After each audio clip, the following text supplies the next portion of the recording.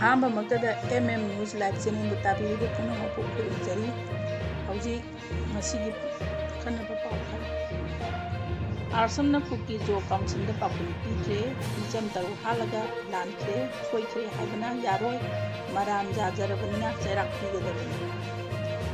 State Cabinet Panjai Kan Naunamatam Lebnaba Waret Loke,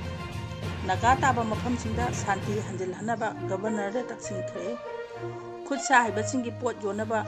Nikul Titak Unity Mall Sagadauri Angang La Ani Lising Marputare Chate Hundamari the Polio Tanaba Padnam Tamli Babanandagi Yunda Bom Ani Pokai Hankare Hauji Makata Napau Masakaina Pajari Naga Kunjataru Pajinduna Tamlaba Matung Tamtina Hatkiba Togo Puki Sina Sakagini Haina Puki Jo Council Giluching Basina Maran Jajarabana Maruda Chenaba Simpuda Paduna Logi Oba Oiba Serak Pigadavani Tawong Adugi Damakta Lanke Soike Haibana Yarwe Haina Arsam or Naga Students Association Kundokre Arsangi Information and Publicity Cell na Thador Pachero Amana Hai Naga Kunjataru Netara Hundada Lailon Wafei Puki Kunjasing Amasung KNFP di Kadar Sina Parvamatung Tamtina Hatkiba Todo Adugi Matanga Puki Jo Council Thador Liba Statement Aduna Masagi Maransu Mapung Pana Yajadaba Amadi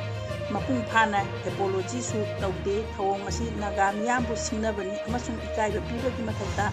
Lam Mapudagi Hiena Sam Kalapagi Tawongi Sahi Kayagi Mamanda Refugee in a Lakiba Cookie Lusingbani Haijaba Karana Katsanaga Haiba Wapam Sina Duna Ikai Piba Amadi Hantana Yamagi Tawong Asi Naga Miyangi Identity History Amadi Kai Kunabu Hatena Sinabani Hairi Mihala Dugi Matanda Nuaitaba Amasung Awaba Pundo Pagi Makuta Sigumbat Sindin Sajimba Wahiwata Sijinarapa Sidna Purub Amabu Hantana Yambagi Wakalon Adu Uli Naga Kunja Tarupu Paraba Matunda Tamtina Wat Naibaga Loinana Taklaga Tamtina Hatiba Togo Aduda Chenaba Sing Paduna Logi Matung in a Chap Chaba Sairak Pidi Papa Makal Amatagi Apology Yabangam Loi Hairi Naga Kunja Taruki Mataka Satakiba Minsi Yaudraba Tawong Ado Sahili Sang Sina Nagagi Ipai Pusina Ngak Senduna Laglaba Nagagi Lamanunga Laiba Lailong Wapai Puki Kunda Satakibani Kunja Singa du Pajinuna Tamlaga Tamtina Wat Naiba Matunda Nagagi Lam Magda Makakuna Hatkibani Makoina Satakiba Violence Ki Taw Ado Kunja Taru Kutagi Matatanate Tawong Adu Nagasingi Ipai Pusina Tambiramba Lamdam Magda Naga Pumbagi Mataka Satakiba Violence Ki Tawongi Hairi Puki amasung Jomi Tungan Tungamba Community Singna Consilaga Semba Puki Jo Council International Human Rights Hongaunaba Violence Ki Tawong Asi Matang da Matau Karamna Asigumba Lebang Masata Daba Wahi Wata Asi Sijinarik Libano Hangladuna Puki Jo Council Gi Wapam Asi Mihal Adubu Nuaitaba Pundo Pugi Mahuta Awaba Nanglaba Naga Miyangi Mapamda Hena Awaba Piba Amasung Kuisauna Hanba Oina Tole Haidi Puki Jo Council Thador Liba Apology Adu Naga Taru Hapada Thaktheng Nana Senaba Singi Maikai Dagi Pirak Libra Natraga Taudo Dugi Matangda Makoi Masana Responsible Punamak Lauduna Ngapinaba Hajar Libra Statement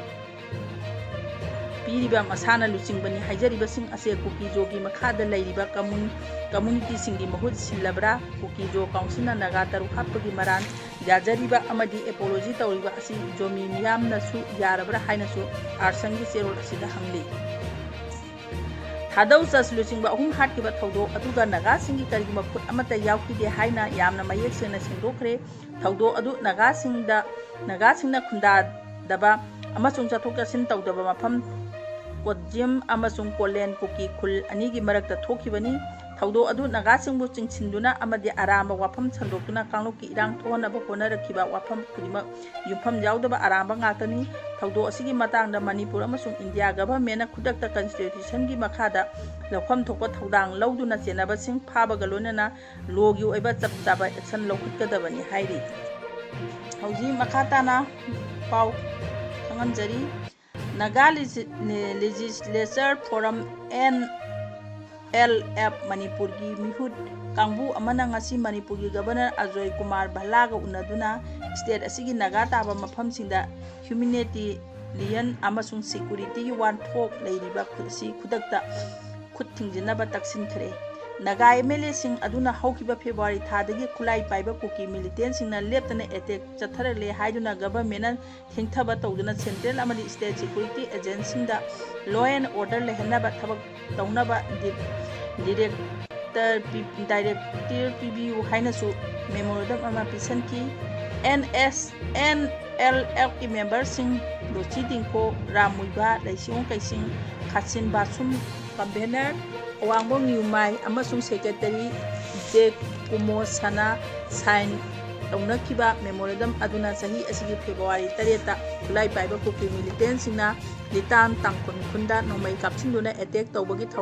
irang haurakibani haina palli madugi matungda urkhon kamjong amasung thangnaba district singda leiba mafam kayada nomai kapsinba ambush sathaba amasung mi habagi thaba chatharakpadagi miyamna aki tujungba poholle haina sum memorandum aduda palli Urkhul amasung Kamjong district ta state asigi atai mafanga samna haliba national highway sumna ani da chathok chasin tawriba misam singda hanjil hanjin attack chatharakhiba leikhre chahi asigi April 19 da TN kasomda kungkhun tangkhun misam ani hatkiba mafam simakta da Singai police station gi osina ambush chathakiba amasung West Bengal gi Hauradagi FCI gi truck driver ama hatkibagi thogdok leikhre thogdoksing asi thokiba leikhrabaso huji phawada combing operation chathaba natraga mi phaba leite haina su memorandum aduda palli sina kaithen ringwing thoyi amasung sakar phung yauna naga khul kaya da hanjil hanjil nongmai kapsinduna attack chatharakpadagi misam tara hena asopan nangan khre soglabasing adugi manungda mi tare Imphal gi Rims hospital da layengli sina kaithen khundi tha mari hena koisingduna thamlagli hainasu naga MLA singna pisingkiba memorandum aduda palli konsa khundagi misam taru hatkiba aduga nungnangba phongdokladuna victim sing adu haukibe me 16 da khunja traiba phakibasing adugi manungda yaukibani vulnerable oiba khunchingbu ngakpi sembinaba wafamchu phongdoki hairi hauji makhata na pau thanganjari National Immunization Day NID Plus Polio Immunization Program Lisingani Sumna Kuntaruki Matangda Media Sanitization Program Ama Directorate of Family Welfare Services Manipur Amadi State Health Society NICE Manipur ani kusamna duna sinduna BT Rota Laiba Directorate of Family Welfare Services ki conference honda ngasi pangthokre to drop of line for entry sign haiba thimda pangthokiba thoram aduda Family Welfare Service ki Director Dr. N. Bino Singana Hai Thaski Kungani Panda National Immunization Day Pangthokani Numit Asida State Asida District Tara Taruta Plus Polio Immunization Chathagani Masida Mama Apa Oibasina Pokpadagi Sahi Manga Phawbagi Manungda Laiba Angang Khudimak polio drop ani pithak na hausi leiba si oina English ngani sumna 13 da Kolkata da polio case aroibo oina phangkhraba matung English ngani sumna 13 da leiba asida polio phi oiba leiba ne haina laukthokre adubu yumthangnana leiba Pakistan amadi Afghanistan da polio virus ki case leidi virus asi India da pusilakpa yana leiba maramna PPI gi program asi leptana pangthokpani Dr. Binona Hai Makata na high state asigi wena pokpodagi na sahi manga phawbagi manung leiba angang lak nipal lising maraput tare satre humuda marida polio drop pithangna na ba pandam thamli polio bull lisingani chanipa maudani thoi da vaccinator lising trama thoi changwa maudani thoi amadi supervisor changwa marapu punna manpower lising train thoi chama humdani thoi season aduna program asi pangthokani polio boot asi relief camp singda su hangani tha asi kunni par habadi boot deda polio drop pithakpada chithauba angang sing thangnaba nimit ninida angalwadi asa amadi health worker sina house to house lakpa asi ngaibiduna Chaptuna Tindolaga Hidasi Pitakani Adubu Mama Pa Waibesina house to house lakpa asi ngaibidana butta puthokiduna angang singda polio drop asi soidana pitak piu loinana government sada sama hidak pithangnaba thamliba pandam asi phangnaba aikoi puna hona minasi haiki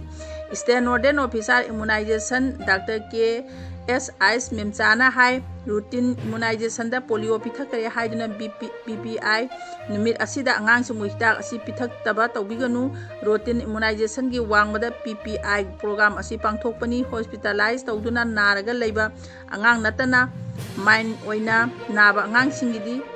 hidak asi pithakpana akaiba matta leite haiki hauji matang asida ngasigi pajariba paw loisinjare miyambu aroibada amuka hana khurumjare.